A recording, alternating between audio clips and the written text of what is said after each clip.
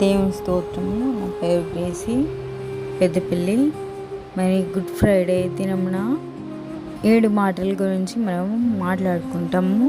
ప్రతి good Friday అనగానే దేవుడు సిలువలో పలికిన 7 మాటల గురించి వింటుంటాం. మరి యేసుక్రీస్తు సిలువలో పలికిన 7 మాటలు ఎందుకు దేవుడు పలికాడో, 7 మాటల ద్వారా మనకు దేవుడు ఏం నేర్పిస్తున్నాడు, 7 మాటల ద్వారా మనకు ఏం నేర్పనై ఉన్నాడో విందాము. మరి యేసుక్రీస్తు సిలువలో పలికిన 7 మాటలే ఎందుకు పలికాడు? 8 మాటలు చెప్పలేదు, 6 మాటలైనా చెప్పలేదు. కానీ దేవుడు బైబిల్ గ్రంథం అంతటిలో 7 అనే సంఖ్యకు చాలా ప్రాముఖ్యత ఉన్నది. 7 అనే సంఖ్యకు చాలా ప్రాముఖ్యత ఉన్నది. అదేంటంటే పరిపూర్ణత, సంపూర్ణత. 7 అనే సంఖ్యకు సంపూర్ణత, పరిపూర్ణత.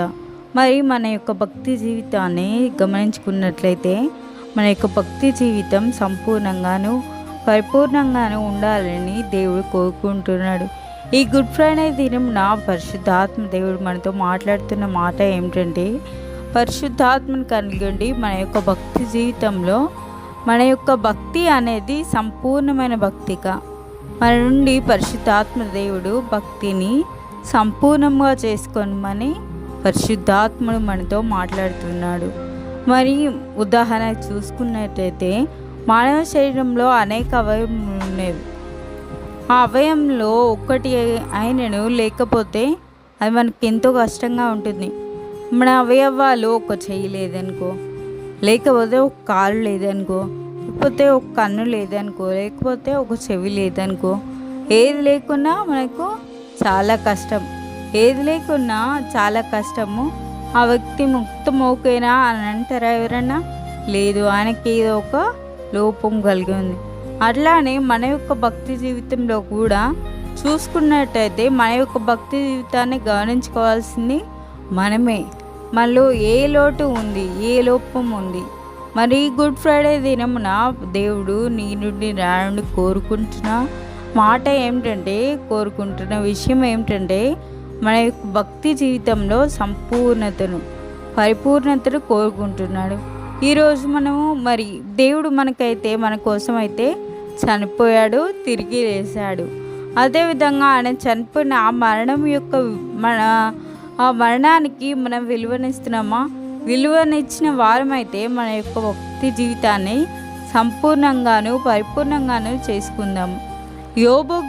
తిమోతి గ్రంథంలో మరి 2వ తిమోతి 4వ అధ్యాయము 5వ వచనంలో మరి పౌలుతో మాట్లాడుతున్నాడు దేవుడు.